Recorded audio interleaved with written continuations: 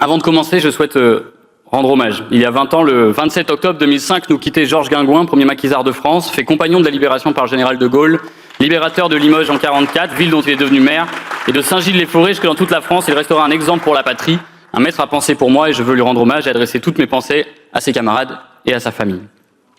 En 2004, le grand Georges écrit à propos de l'héritage du Conseil national de la résistance et des attaques qu'il subit, notamment sur la sécurité sociale. Ce n'est pas en renonçant aux valeurs de solidarité que notre pays répondra aux défis du monde. Malheureusement pour le CNR, nous avons dit adieu à ses créateurs et il ne reste là, sur ces bancs, que ses fossoyeurs. L'hôpital nous coûte trop cher. Ce n'est pas moi qui le dis, c'est monsieur le Premier ministre. Le 13 septembre 2025, ce jour-là, il se déplaçait à Mâcon. Ce jour-là, il nous déballait du Macron. Je cite, « Il y a aussi des problèmes de finances publiques parce qu'on a décidé de remettre beaucoup d'argent dans l'hôpital. » Ce sont ses mots, c'est sa pensée. Mais chaque année, les budgets, en deçà des besoins, sont rejetés par toutes les organisations syndicales, les directions, les associations de patients, mais adoptés en force par le gouvernement et le 49.3. Chaque année, les établissements de santé sont sous-financés et vous nous dites que l'hôpital est responsable de la dette. Le 13 septembre, il décidait d'aller à Mâcon pour dire que l'hôpital coûtait trop cher. Sur la même période, il aurait pu aller le dire en Alsace, ou fermer une maternité plusieurs jours faute de personnel, à Mantes-la-Jolie, où il pleuvait dans l'hôpital, à Saint-Thierry-la-Perche, où les urgences fermaient encore la nuit, et sur tout le territoire où l'hôpital est à l'agonie. Confiné dans les chiffres, bien loin des réalités que vivent les soignants dont souffrent les patients, que vivent les patients dont souffrent les soignants. Vous assénez que l'hôpital serait responsable de la dette. C'est à la fois faux et insultant. Le principe, il est assez simple. La sécurité sociale, elle est financée par les cotisations sociales. Mais depuis 2017, vous voulez diminuer. Et le trou à compenser, lui, il a doublé. Par votre faute, 80 milliards d'euros chaque année manquent dans les caisses de la sécurité sociale. Alors, une partie est compensée par le budget de l'État. Vous redirigez l'argent de la TVA, qui est payé par tous les Français, mais du coup, il manque de l'argent dans le budget de l'État. C'est un cercle vicieux que vous avez installé. Et pire, une partie des baisses de cotisations ne sont même pas compensées. Il y a un trou, et puis c'est tout.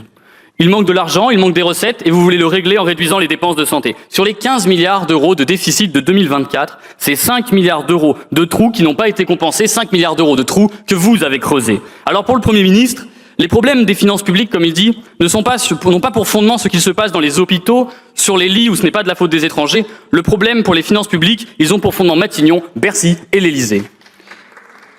La vérité, c'est que tout est une question de choix. Et le vôtre, il est résumé dans un communiqué de presse de toutes les fédérations hospitalières. Un budget historiquement bas. C'est 1,1 milliard d'euros qui manqueront en 2026, soit l'équivalent de 20 000 postes d'infirmiers qui ne pourront pas être pourvus. Ce choix en amène d'autres. Pour Lila, par exemple. Aide-soignante en EHPAD, vous lui laissez le choix. Elle explique. On doit faire des choix sur notre prise en charge. Est-ce qu'on fait des toilettes complètes ou est-ce qu'on change les draps? Ce sont des choix qui ne devraient pas être des choix. C'est aussi Tristan à Limoges qui doit choisir.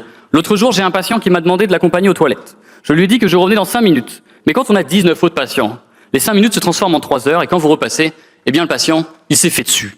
C'est aussi Mathieu, infirmier à l'hôpital en Normandie, qui avoue « Fin de journée, j'étais fatigué.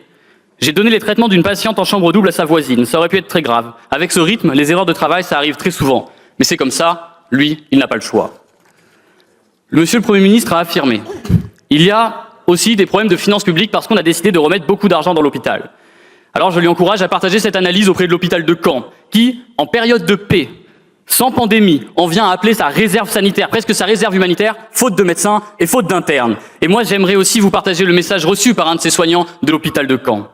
Je cite. « S'il n'y a plus de docteurs, c'est parce que les conditions de travail sont insoutenables. Si elles sont insoutenables, c'est parce qu'on manque de lits et de personnel du fait de budgets insuffisants par rapport aux besoins de la population. Il y a un grand risque de mort inattendue sur des brancards. Alors, monsieur le Premier ministre, qu'il change de cap et qu'il puisse permettre à l'hôpital de sortir de ce cauchemar. »